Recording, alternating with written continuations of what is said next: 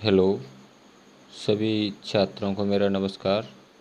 आज हम आपके लिए बहुत ही महत्वपूर्ण वीडियो लेकर आए। आज हम आपके लिए संघवाद अध्याय 2 लोकतांत्रिक राजनीति भाग 2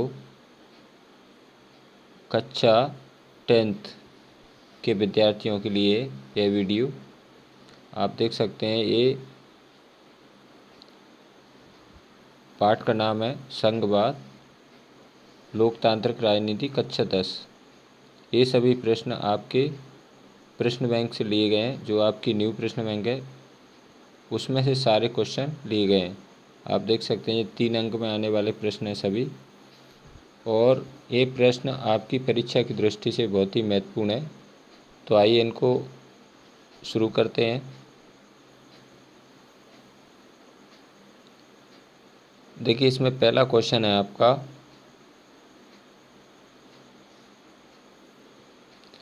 संघ सूची किसे कहते हैं।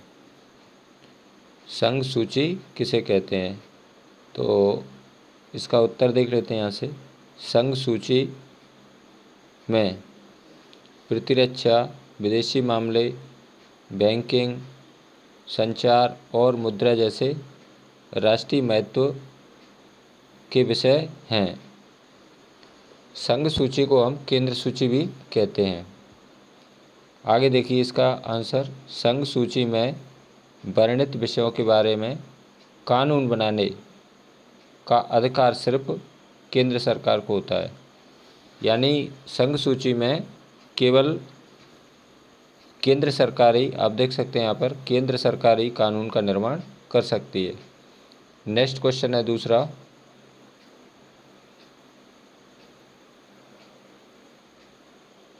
क्वेश्चन देखिए आप, राज्य सूची किसे कहते हैं। तो राज्य सूची में पुलिस, व्यापार, एक कॉमा लगाया, कॉमा आपको लगाना है, वाणिज्य, कृषि और सिंचाई जैसे प्रांतीय माने क्या होता है, राज्य और स्थानीय महत्व के विषय हैं। राज्य सूची में वर्णित विषयों के बारे में सिर्फ राज्य सरकार ही कानून बना सकती है। यानी जिसमें जो विषय ऊपर दिए हैं, जैसे पुलिस है, व्यापार है, वाणिज्य है, कृषि है, सिंचाई है, ये प्रांतीय विषय हैं। इनमें केवल राज्य सरकार ही कानून का निर्माण कर सकती है। अगला क्वेश्चन देखिए, प्रश्न क्रमांक 3, समवर्ती सूची किसे कहते हैं। तो समवर्ती सूची में शिक्षा, स्वास्थ्य, मजदूर संघ, विवाह, गोद लेना और उत्तराधिकारी जैसे विषय हैं। समवर्ती सूची में केंद्र और राज्य सरकारों की साझा दिलचस्पी में आते हैं। समवर्ती सूची विषयों पर कानून बनाने का अधिकार राज्य सरकारों को और केंद्र सरकार दोनों को ही है। यानी समवर्ती सूची के अंतर्गत राज्य सरकार और केंद्र सरकार दोनों ही कानून बना सकते हैं। लेकिन जब दोनों कानूनों में टकराव हो तो केंद्र सरकार द्वारा बनाया गया कानून ही मान्य होता है। ये तीनों प्रश्न बहुत ही महत्वपूर्ण हैं। इनमें से एक प्रश्न आपको परीक्षा में निश्चित ही आना है। आपको क्या करना है, पहले क्वेश्चन लिखना है, फिर उसका आंसर लिखना है, फिर एक लाइन का गैप जरूर करना है, फिर अगला प्रश्न लिखना है, फिर उसका आंसर लिखना है, फिर एक लाइन का गैप अवश्य ही करना है। तो ये तीनों प्रश्न हैं आपके, बहुत ही वेरी वेरी इंपॉर्टेंट है। इनमें से तीन प्रश्नों में से एक प्रश्न आपको परीक्षा में जरूर ही मिलेगा। अब आगे देखते हैं अगला क्वेश्चन। चौथे नंबर का क्वेश्चन है, विकेंद्रीकरण क्या है, समझाइए। तो उत्तर देख लेते हैं यहाँ से, जब केंद्र और राज्य सरकार से शक्तियाँ लेकर स्थानीय सरकारों को दी जाती हैं तो उसे सत्ता का विकेंद्रीकरण कहते हैं। ये भी बहुत इंपॉर्टेंट क्वेश्चन है। लास्ट में आपको पूर्ण विराम का, यानी उत्तर पूरा होने के बाद में आपको पूर्ण विराम का चिन्ह अवश्य लगाना है। अगला क्वेश्चन है 5 नंबर का, गठबंधन सरकार, गठबंधन से क्या तात्पर्य है या गठबंधन सरकार किसे कहते हैं। देखिए गठबंधन सरकार, ये हेडिंग डालना है, एक से ज़्यादा राजनीतिक पार्टियां द्वारा मिलकर बनाई गई सरकार को गठबंधन सरकार या इसको साझा सरकार कहते हैं। जब एक से अधिक पार्टियां सरकार बनाती हैं, मिलकर बनाती हैं, तो उसी को हम गठबंधन सरकार या साझा सरकार के नाम से जानते हैं। गठबंधन सरकार को और क्या कहते हैं, साझा सरकार। ठीक है, नेक्स्ट क्वेश्चन है अगला क्वेश्चन देखिए, एकात्मक शासन की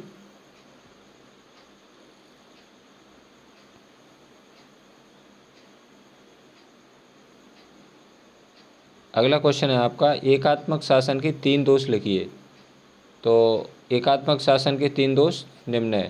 पहला दोष है, क्या है, एकात्मक शासन व्यवस्था में केंद्रीय सरकार के पास ही सारे अधिकार होते हैं। एकात्मक शासन पद्धति में क्या होता है, केंद्र सरकार के पास ही सारे अधिकार होते हैं। दूसरा दोष क्या है, एकात्मक शासन व्यवस्था में शासन का एक ही स्तर होता है और बाकी इकाइयां उसके अधीन होकर काम करती हैं।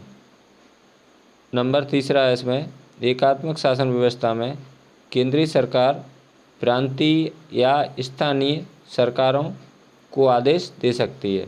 ये भी बहुत महत्वपूर्ण क्वेश्चन है। इसमें जो सिलेक्टेड क्वेश्चन है आपके, जो परीक्षा की दृष्टि से वेरी इंपॉर्टेंट है, आपको सभी क्वेश्चनों को अपनी फेयर कॉपी में अवश्य उतारना है।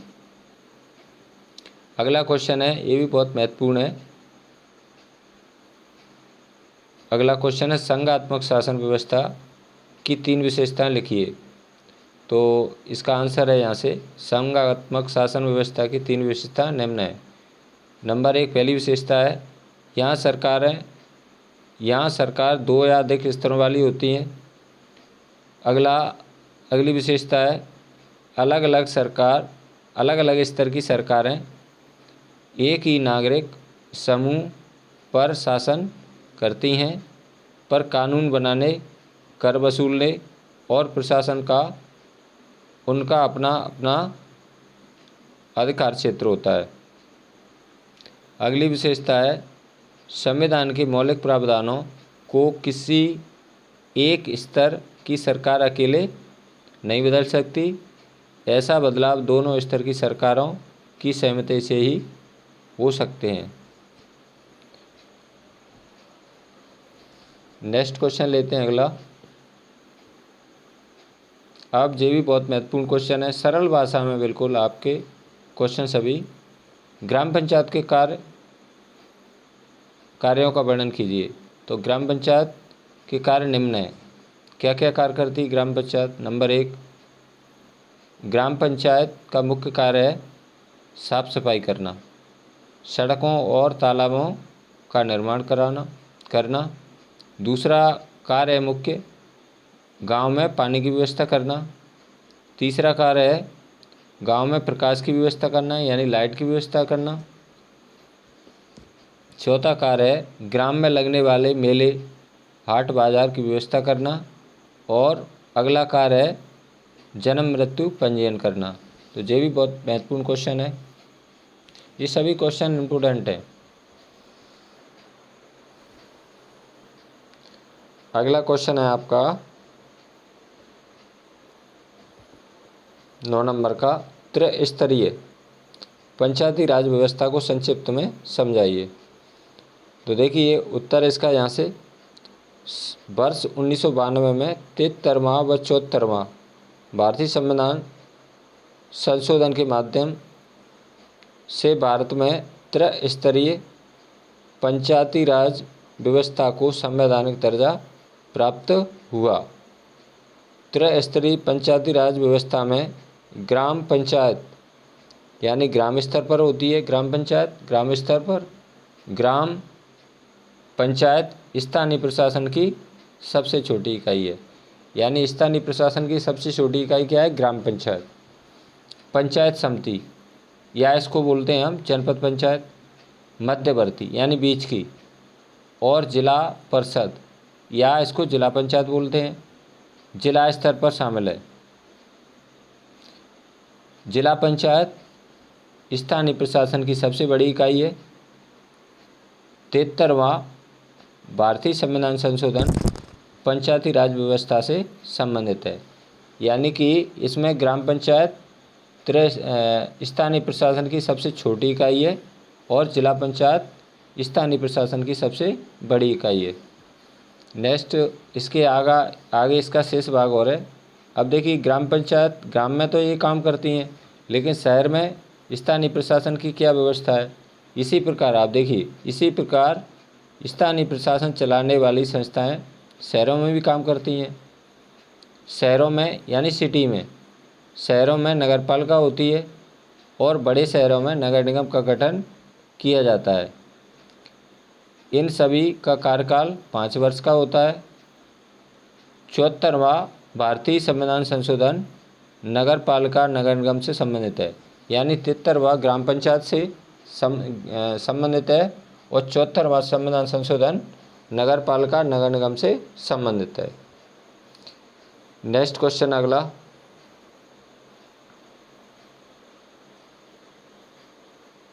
क्वेश्चन देखिए,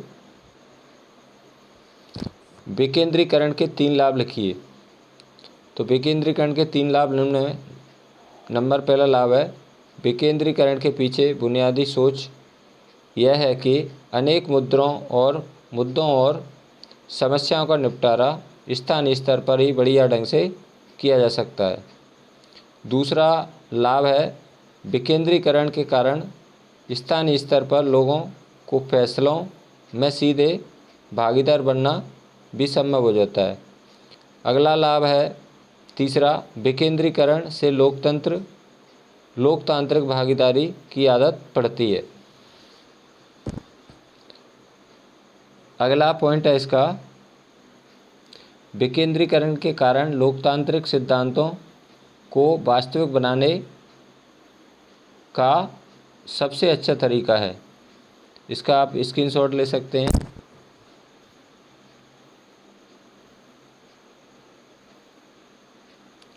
अगला क्वेश्चन है आपका,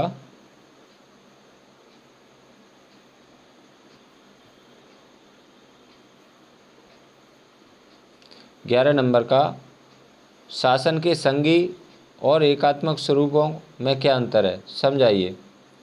अब देखिए, इसमें क्या अंतर है, संघीय शासन व्यवस्था में एकात्मक शासन व्यवस्था में क्या अंतर होता है। तो संघीय नंबर 1, इसमें संघात्मक सरकार में शक्तियाँ केंद्र तथा राज्य में बटी होती हैं, जबकि एकात्मक जो हो गए संघ सरकार में, जबकि एकात्मक सरकार में संपूर्ण शक्तियाँ केंद्र के पास होती हैं। दूसरा अंतर है, संघात्मक सरकार के लिए लिखित संविधान का होना आवश्यक है, जबकि एकात्मक सरकार के लिए लिखित संविधान का होना आवश्यक नहीं है। अगला अंतर है इसमें, संघात्मक शासन वाले देशों के उदाहरण कौन कौन से हैं, भारत है, ऑस्ट्रेलिया है, कनाडा है आदि, जबकि एकात्मक शासन व्यवस्था वाले देशों के उदाहरण कौन से, इंग्लैंड है, जापान है और फ्रांस है।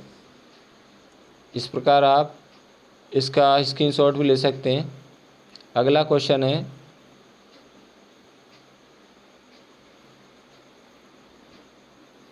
बारह नंबर का, भारत में स्थानीय प्रशासन व्यवस्था को शक्तिशाली और प्रभावी बनाने के क्या क्या कदम उठाए गए हैं, समझाइए।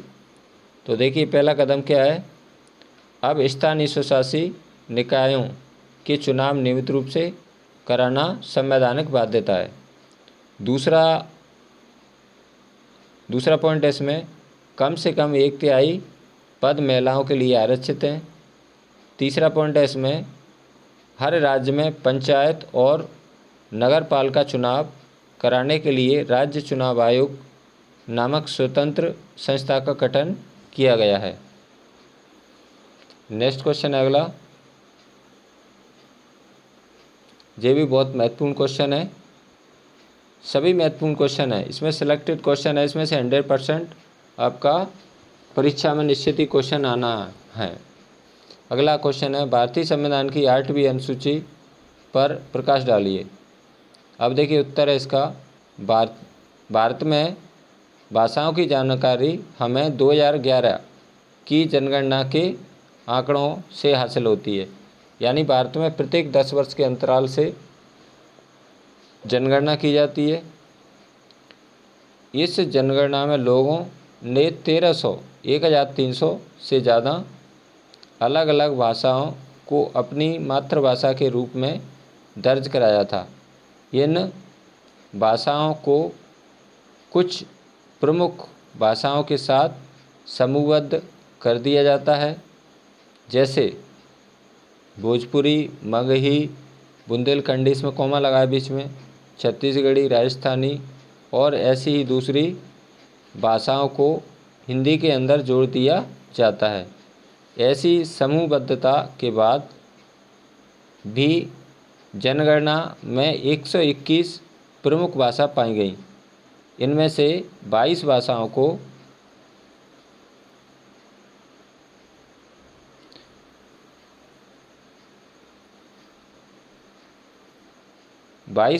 को भारतीय संविधान की 8वीं अनुसूची में रखा गया है। यानी भारत में जो संविधान वर्तमान में भारत का संविधान है, उनमें भारतीय संविधान में अभी 22 भाषाओं को उल्लेख किया गया है और इसी कारण इन्हें अनुसूचित भाषाएं कहा जाता है। बाकी को गैर अनुसूचित भाषाएं कहते हैं। भाषा के हिसाब से भारत दुनिया का संभवतः सबसे ज़्यादा विविधता वाला देश है। भारत में सबसे बड़ी भाषा हिंदी, यानी 44% लोगों की मातृभाषा है। यानी सबसे बड़ी भाषा भारत में कौन सी बोली जाती है? हिंदी बोली जाती है और हिंदी दिवस 14 सितंबर को मनाया जाता है। तो इस प्रकार ये थे आपके 3 अंक वाले प्रश्न। तो मुझे आशा है कि यह वीडियो आपको ज़रूर पसंद आएगी। यदि आपको यह वीडियो अच्छी लगी हो तो लाइक करें, अपने मित्रों के साथ शेयर करें और यदि आप मेरे चैनल को पहली बार देख रहे हो तो मेरे चैनल को प्लीज़ सब्सक्राइब ज़रूर करें। ऐसी ही वीडियो कक्षा 9th एवं 10th के विद्यार्थियों के लिए मैं आगे भी लाता रहूँगा। धन्यवाद सभी को, मेरा नमस्कार। थैंक्स।